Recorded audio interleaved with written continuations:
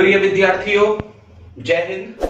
मैं सुभाष शर्मा आज से हिंदी व्याकरण को आपके समक्ष प्रस्तुत करने जा रहा हूं और मैं आशा करता हूं कि जो भी मेरे दोस्त यूपी एसआई, बिहार पुलिस या अन्य राज्यों में आरक्षी या उप निरीक्षक हेतु तैयारी कर रहे हैं, या कुछ ऐसे विद्यार्थी जो उत्तर प्रदेश अधीनस्थ सेवा चयन बोर्ड के अलावा अन्य अधीनस्थ सेवा चयन बोर्डों के लिए भी तैयारी कर रहे हैं, या कुछ ऐसी परीक्षाएं कि जिसमें हिंदी व्याकरण का महत्वपूर्ण रोल है, भूमिका है, और उसको पढ़ने के बाद हम अच्छे से अपने जो अंक हैं उन्हें और ज्यादा बढ़ा सकते हैं ताकि मेरिट में हम अच्छा अपना प्रदर्शन करते हुए जाएं।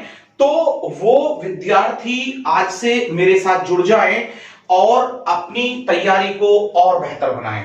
और जो मेरा आज का यहां पर जो अध्याय है वो अत्यंत महत्वपूर्ण है और उस अध्याय का नाम है उपसर्ग एवं प्रत्यय। आप इंग्लिश में जानते होंगे कि जो उपसर्ग होता है वो प्रेफिक्स होता है और जो प्रत्यय होता है वो हमारा सफिक्स होता है, ठीक है। और आप लोग ये भी जानते हैं कि किसी भी एग्जाम में इससे प्रश्न मिलता ही मिलता है।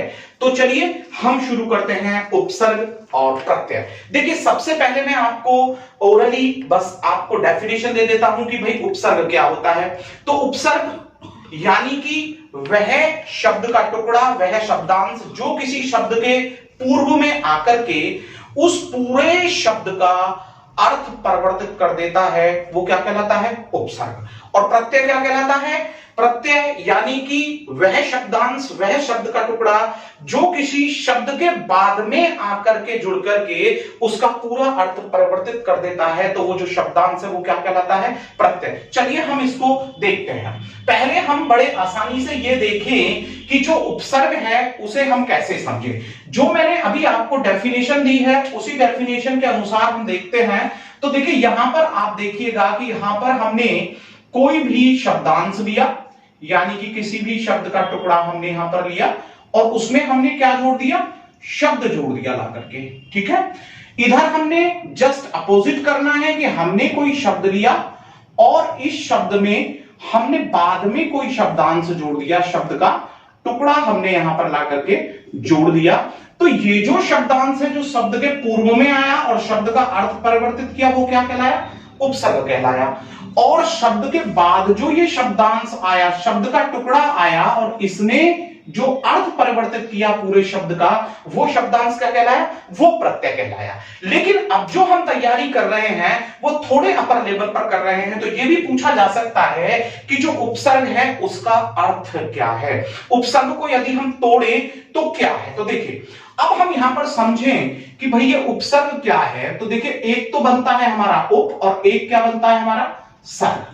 तो जरा इन दोनों को देखिए आपकी उप से हमारा क्या तात्पर्य है। तो देखिए, उप से तात्पर्य है हमारा समीप। उप से क्या तात्पर्य होता है? समीप। और सर्ग से क्या तात्पर्य होता है हमारा? सृष्टि करना। क्या होता है तात्पर्य? सृष्टि करना। तो इसका मतलब होता है कि किसी शब्द के समीप आकर के एक नए शब्द की सृष्टि करने वाला जो शब्दांश होता है वो क्या कहलाता है? उपसर्ग कहलाता है। तो आप उपसर्ग की डेफिनेशन यानी कि परिभाषा अच्छे से समझ गए होंगे और उसका जो अर्थ हमने यहां पर लिखा है वो भी आप समझ गए होंगे। इसी प्रकार से हम बात करते हैं कि जो प्रत्यय होता है हमारा उसे हम कैसे समझे। अब प्रत्यय की जब हम बात करते हैं तो प्रति का मतलब क्या होता है हमें यह देखना पड़ेगा। जब हम प्रत्यय को तोड़ेंगे तो हमें क्या मिलेगा? जरा यहां पर ध्यान दीजिएगा, प्रत्यय तो आया, तो हम यहां पर क्या करेंगे? प्रति, देखिए संधि का नियम, और यहां पर हम क्या करेंगे? आए। तो जब हम प्रति और आय का अर्थ देखते हैं तो प्रति से तात्पर्य होता है साथ में। क्या होता है प्रति का मतलब? साथ में चलने वाला। तो यहां पर हम बोलेंगे साथ में लेकिन बाद में चलने वाला। साथ में तो चलेगा लेकिन कहां चलने वाला? बाद में चलने वाला। ओके, बाद में चलने वाला। साथ में तो चलेगा लेकिन चलेगा कैसे? बाद में चलने वाला। अब देखिए यहां पर साथ में लेकिन बाद में, और ऐसे हमने क्या बता दिया आपको? लेकिन बाद में, और ऐसे हमने क्या बता दिया आपको, चलने वाला। तो साथ में तो चल रहा है, प्रति मीन्स साथ में लेकिन बाद में, और आई मीन्स क्या हो गया हमारा, चलने वाला। तो साथ में लेकिन बाद में चलने वाला, तो एक ऐसा शब्द का टुकड़ा जो किसी शब्द के बाद में आकर के चलता है उसके साथ और पूरे अर्थ को परिवर्तित कर देता है, वो क्या कहलाता है, हमारा प्रत्यय कहलाता है। अब हम इन दोनों को ही उदाहरण से जानने की कोशिश करते हैं। सपोज कीजिए कि यहां पर आपके एग्जाम में एक प्रश्न यहां पर दे दिया जाता है, और प्रश्न दिया जाता है आपको अमानवीय। क्या दे दिया जाता है, अमानवीय। अब जरा यहां पर उसने कहा कि इसमें आपको उपसर्ग बताना है, तो जब आप इसमें उपसर्ग बताएंगे तो अमानवीय में आप क्या उपसर्ग बताने वाले हैं, धन मानवीय। ओके, तो यहां पर जो एक शब्द का टुकड़ा आया वो क्या है, तो यहां पर आप उपसर्ग क्या बताने वाले हैं, ठीक है। अब दूसरा देखते हैं। अब यदि बात आ जाए प्रत्यय की, और प्रत्यय में वो यहां पर लिख दे मानवता, क्या लिख देता है, मानवता, और कहता है कि इसमें प्रयुक्त आपको प्रत्यय बताना है, तो श्योर है कि आप यहां पर क्या करने वाले हैं, मानव एक शब्द है और उसके बाद में जो शब्द का टुकड़ा शब्दांश आपने जोड़ा है आई मीन्स चलने वाला, मैंने बताया, और प्रति मीन्स साथ में लेकिन बाद में, तो बाद में चलने वाला क्या आया, ता आया, तो ये प्रत्यय इसमें क्या कहलाएगा, ता कहलाएगा। तो आप समझ गए कि मानवता में जो प्रत्यय है वो क्या है, ता। अब यहां से हम आगे बढ़ते हैं। अब यहां से जब हम आगे बढ़ते हैं तो प्रश्न ये भी पूछा जा सकता है आपसे कि ये बताइए हमको कि जो उपसर्ग होते हैं उन उपसर्गों की जो संख्या है वो किस विषय के अनुसार कितनी कितनी है। तो जो उपसर्ग की संख्या पूछ ली जाए आपसे, उपसर्गों की संख्या, अब यदि वो उपसर्गों की संख्या पूछ लेता है तो देखिए प्रत्येक किताब और प्रत्येक लेखक के अनुसार उपसर्गों की संख्या प्रत्येक विषय में अलग अलग मानी गई है। जैसे कि मैं आपको बता दूं कि यदि आपसे संस्कृत के उपसर्ग पूछ लिए जाते हैं तो संस्कृत भाषा के जो उपसर्गों की संख्या है वो ज्यादातर जो लेखक है उन्होंने कितनी मानी है, उन्होंने 22 मानी है। यदि हम बात करने लग जाएं यहां पर कि जो हिंदी विषय के जो उपसर्ग हैं उसमें जो संख्या है वो बताइए कितनी मानी है, तो वो मानी है ज्यादातर लेखकों के द्वारा कितनी मानी गई है, 12 मानी गई है। लेकिन मैं आपको बता देता हूं कि कुछ लेखक ऐसे भी हैं जिन्होंने 10 तथा 13 भी हिंदी के उपसर्ग माने हैं। अब हम यहां से आगे चलते हैं। अगर बात की जाती है इनके बाद जो हमारे सबसे ज्यादा यूज होने वाले उपसर्ग प्रत्यय हैं उनमें उपसर्ग जो है वो है अरबी और फारसी के। तो अरबी और फारसी के जो उपसर्ग हैं वो कितने माने गए हैं, 12। और इसके अलावा भी हमारे अंग्रेजी के हैं, फ्रेंच के हैं, पुर्तगाली हैं, इनके जो उपसर्ग माने गए हैं वो सभी के द्वारा अलग अलग माने गए हैं। और अरबी, फारसी, अंग्रेजी, फ्रेंच, पुर्तगाली, इन सब उपसर्गों को क्या कहा जाता है, आगत उपसर्ग। क्या कहा जाता है, आगत उपसर्ग, क्योंकि आगत से तात्पर्य होता है हमारा विदेशी भाषा के। तो विदेशी भाषा के जो उपसर्ग हैं वो हमारे बहुत से हैं। अब हम यहां से आगे की बात करते हैं। तो आप समझ गए हैं कि उपसर्ग से हमारा क्या तात्पर्य है, उप का क्या अर्थ है और सर्ग का क्या अर्थ है। उपसर्गों की संख्या भी आप अलग अलग तरीकों से समझ गए हैं। अब हम जो बात कह रहे हैं यहां पर वो बात कर रहे हैं कि अब जो यहां पर हमारे प्रत्यय हैं उन प्रत्ययों को भी हमें देखना है कि जो प्रत्यय है भाई उसमें कौन कौन से प्रत्यय हो सकते हैं। तो देखिए जो प्रत्यय होता है तो प्रत्यय के जो संख्या है, तो यहां पर देखिएगा तो यहां लिखना है प्रत्यय के संख्या ना लिख करके प्रत्यय के भेद। क्या लिखना है, प्रत्यय के भेद। तो प्रत्यय के जो भेद होते हैं वो कितने होते हैं, 2 होते हैं। कितने होते हैं, 2। अब अगर हम उनकी बात करें तो नंबर 1 जो भेद है वो होता है उसका कृत प्रत्यय। कौन सा होता है, कृत प्रत्यय। और नंबर 2 पर जो भेद उसका निकल करके आता है वो होता है तद्धित प्रत्यय। कौन सा होता है, जल्दी से बताइए। हाँ शाबाश, तद्धित प्रत्यय होता है। तो नंबर 1 पर कृत प्रत्यय और नंबर 2 पर क्या होता है, तद्धित प्रत्यय। अब यहां से आगे की बात निकल के आती है कि कृत प्रत्यय क्या है, वो पूछ सकता है आपसे। तो अगर वो पूछता है कि कृत प्रत्यय क्या है, तो कृत प्रत्यय को आप बताएंगे कि क्रिया का जो मूल रूप होता है ना, जिसे हम धातु रूप बोलते हैं, तो क्रिया का कौन सा रूप, क्रिया का मूल रूप। अब मूल रूप को आप क्या बोलते हैं, धातु रूप। कौन सा रूप बोलते हैं क्रिया का, धातु रूप, यानी कि मूल रूप। उसमें जब हम प्रत्यय जोड़ देते हैं ला करके, तो वो क्या कहलाता है, हमारा कृत प्रत्यय कहलाता है। अब बात आती है तद्धित प्रत्यय की। भाई ये तद्धित प्रत्यय क्या है, तो देखिए अगर आप तद्धित प्रत्यय की बात करें, तो जो हमारा संज्ञा है, सर्वनाम है, ठीक है, और तथा विशेषण शब्द, तथा विशेषण शब्द, अब इनके बाद में जो आप क्या जोड़ते हैं लाकर के विशेषण शब्द में, आप प्रत्यय जब लाकर के जोड़ देते हैं, तो श्योर है कि वो क्या कहलाता है, वो तद्धित प्रत्यय कहलाता है। ठीक है, अब एक प्रश्न यहां पर यूपीएसआई लेवल पर, UP triple S C, D triple S C level पर और बन जाता है, जो शायद आपके दिमाग में नहीं होगा, कि जो शब्द संज्ञा, सर्वनाम तथा विशेषण से मिलकर के बनते हैं, उन शब्दों को क्या कहा जाता है। तो देखिए, जो शब्द संज्ञा, सर्वनाम, विशेषण आदि से बनते हैं, उन शब्दों को हम तद्धितांत कहते हैं। मैं यहां पर लिखे देता हूं, उन शब्दों को क्या कहा जाता है, तद्धितांत। मैं यहां पर लिख दिया हूं कि जो शब्द संज्ञा, सर्वनाम तथा विशेषण से मिलकर के बनते हैं, उन शब्दों को क्या कहा जाता है, तद्धितांत कहा जाता है। अब यहां हम ये भी समझ गए हैं कि उपसर्ग क्या है, प्रत्यय क्या है, उदाहरण से भी हम इनको समझे हैं। हमने आपको यह बताया कि उपसर्ग का क्या मतलब है, हमने बताया कि उपसर्गों की जो संख्या है वो क्या क्या है। इसके बाद हमने बताया कि भाई प्रत्यय क्या है, प्रति मीन्स क्या है, अय मीन्स क्या है, प्रत्यय के भेद कौन कौन से हैं, कैसे बनते हैं। अब हम इन्हें थोड़ा उदाहरण के अनुसार देख लेते हैं। जैसे कि अब हम यहां पर बात करते हैं कि उपसर्ग के जो उदाहरण हैं वो क्या क्या हैं। तो देखिए, उदाहरण हम यहां पर लिख देते हैं, और किसके लिख रहे हैं हम यहां पर उदाहरण, क्योंकि मैं इस पर जल्दी ही आपको अभ्यास के रूप में भी कक्षा देने वाला हूं।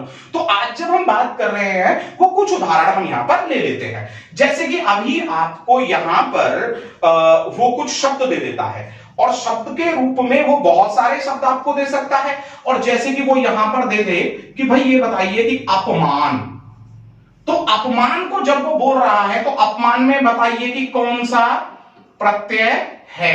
तो अब आप मुझे बताइए कि कौन सा प्रत्यय है, ये रहा। अब यहां पर जो है वो उपसर्ग हमारा है, ठीक है ना। उपसर्ग क्या होता है, जो पहले लगता है, जैसे मैं प्रत्यय बोल गया, ये प्रोनाउंसिएशन में हो सकता है अपमान। अब इसी तरीके से हम यहां पर एक दूसरा वर्ड भी ले लेते हैं, और दूसरा हमने यहां पर वर्ड ले लिया, सपोज कीजिए मानव, क्या ले लिया, अमानव। अब जब आप अमानव को देख रहे हैं, तो आप इसे कैसे तोड़ने वाले हैं, ए धन मानव। तो अगर बात आ जाए कि इसमें क्या उपसर्ग है, तो इसमें उपसर्ग है ए। आपके समझ में आ रहा है ना। चलिए, अब हम इसी तरीके से यहां पर प्रत्यय को देखते हैं। अब बात आती है कृत प्रत्यय। कृत प्रत्यय बता तो दिया कि क्रिया का जो मूल रूप है, जो धातु रूप है, जो प्रारंभिक शैशव रूप है, उसमें जब हम जोड़ देते हैं कोई प्रत्यय ला करके, तो वो क्या कहलाता है, हमारा कृत प्रत्यय। अब कृत प्रत्यय का अगर हम उदाहरण की बात करें, कृत प्रत्यय के, तो आप क्या कृत प्रत्यय का उदाहरण लेंगे। कृत प्रत्यय का मैं पहला उदाहरण ले लेता हूं, जैसे कि मैं यहां ले लूं हंसना। जरा देखिएगा, हंसना। हंसना को जब आप तोड़ेंगे, तो हंसना का मूल रूप क्या है, हंस, ठीक है, हंस, और यहां पर क्या हो गया, ना। और जब आपने इसको देखा, तो हंसना ना हो गया, तो हंसना हो गया। तो यहां पर जो ये है, ये क्रिया का मूल रूप है, और ये यहां पर क्या है, ये प्रत्यय है इसके अंदर, ठीक है। दूसरा देखते हैं, अगर हम दूसरा यहां पर उदाहरण लें, और यहां पर ले लें टहलना। तो टहलना, टहलता, टहलती, टहलूंगा, टहलुआ। तो देखिए, अब टहल तो इसके अंदर मूल रूप है, और ना इसमें क्या है, ना इसके अंदर प्रत्यय है, ठीक है ना। इसी प्रकार से मैं एक तीसरा भी वर्ड ले लूं, लड़ी। क्या ले लेते हैं? लड़ी। तो जब आप लड़ी को देखेंगे और उसे तोड़ेंगे तो आपको लड़, इसमें मूल रूप दिख रहा है लड़, और इसके अंदर जो आपको प्रत्यय मिल रहा है वो क्या है? ई है। अगर मैं लड़ना लिख देता तो उसमें मूल रूप क्या है? लड़। अगर मैं लड़ता बोल देता तो मूल रूप क्या है? लड़, और प्रत्यय क्या हो जाता? ना, लड़ना, लड़ता ता प्रत्यय हो जाता। तो मूल रूप क्रिया का निकालना है। ओके, मैं समझता हूं कि आप इसे समझ गए होंगे। अब हम यहां से फिर आगे बढ़ रहे हैं। अब हमने कहा संज्ञा, सर्वनाम तथा विशेषण से जितने भी हमारे शब्द बनते हैं वो तदितांत कहलाते हैं, और उसी से बनता है तदित प्रत्यय। क्योंकि प्रत्यय में प्रति का मतलब है साथ में चलने वाला लेकिन बाद में, और आय का मतलब चलने वाला होता है। आय का मतलब क्या होता है? चलने वाला, और प्रति का मतलब साथ में लेकिन बाद में। अब यहां से हम बात कर रहे हैं कि इस प्रत्यय को भी हम थोड़ा सा देखने की कोशिश करें। अब सपोज कीजिए कि मैं यहां पर एक वर्ड लिख देता हूं, और वर्ड लिखा मैंने भूखा। जब आप भूखा को तोड़ेंगे तो यहां पर आपको मिला भूख, और यहां क्या मिला? आ। तो इसमें आ प्रत्यय है, लेकिन भूख क्या है? भूख तो एक संज्ञा है, और कौन सी संज्ञा है? भाववाचक संज्ञा। फील कर रहे हैं हम उसको। आपके समझ में आ गया होगा। इसी प्रकार से मैं एक और उदाहरण ले लूं, और उदाहरण ले लेता हूं अच्छाई। ठीक है। अब जब आप इसे तोड़ेंगे तो आपको एक विशेषण शब्द मिला अच्छा, और एक मिल गया आई। एक तो मिला अच्छा और एक क्या मिल गया? आई मिल गया। तो अच्छा यानी विशेषण में आपने जोड़ दिया है आई, तो ये कहलाया तो प्रत्यय, लेकिन प्रत्यय में भी कौन सा कहलाया? तदित प्रत्यय कहलाया। और तदित प्रत्यय में भी किससे बना है? ये विशेषण शब्द से मिला है यहां पर। इसी प्रकार से हम यहां पर दूसरा वर्ड देख ले, हमारा। अब जब आपने हमारा देखा तो हमें हम धन आरा, लकड़हारा, उसमें हारा जुड़ गया, लकड़ी में जुड़ गया हारा। तो यहां पर हमने क्या जोड़ दिया? हमने आरा। तो हम यहां पर एक सर्वनाम शब्द है और उसमें आपने क्या जोड़ दिया? प्रत्यय। लेकिन प्रिय विद्यार्थियों, मैं आप लोगों को बता देना चाहता हूं, प्रिय दोस्तों, मैं पुनः आपसे आग्रह कर रहा हूं कि अगर हमको उपसर्ग प्रत्यय पर अच्छे से पकड़ बनानी है तो हमारे YouTube चैनल पर संधि का भी जो चैप्टर है, जो अध्याय है, वो पहले से ही डाल दिया गया है। तो आप उसे भी देखें, क्योंकि संधि के भी जो नियम है वो उपसर्ग प्रत्यय में यूज किए जाते हैं। कैसे किए जाते हैं मैं बता देता हूं। सपोज कीजिए कि वहां एक वर्ड लिख दिया जाता है सज्जन। अब वो कहता है सज्जन में उपसर्ग है या प्रत्यय है? तो आपको क्या देखना है? आपको यहां पर देखिए संधि का नियम है सत धन जन, तो श्योर है कि इसके अंदर उपसर्ग है। लेकिन आप सज नहीं कर सकते, वहां पर सत धन जन बनेगा। समझ में आया? तो वहां पर जो संधि के नियम है उनका इस्तेमाल किया जाता है। दूसरा वर्ड और देख लीजिए, अत्यधिक। आपको दिख रहा होगा संधि का नियम है, तो आप इसे कैसे करेंगे? अति धन अधिक। तो श्योर है कि यहां पर क्या लगा? उपसर्ग आकर के हमने यूज किया, लेकिन क्या? अति। अत्य नहीं किया, अत नहीं किया, ए नहीं किया। तो प्रिय दोस्तों, मैं समझता हूं कि उपसर्ग और प्रत्यय से जितनी भी संबंधित जानकारी है वो आपको मिल चुकी होगी। और जैसा कि मैंने पूर्व में कहा था कि मैं इस पर जो अभ्यास प्रश्न है वो जल्दी ही लेकर के आपके सामने उपस्थित रहूंगा। तब तक आप कंटिन्यू हमारे चैनल के साथ जुड़े रहिए और आगे बढ़ते रहिए। धन्यवाद।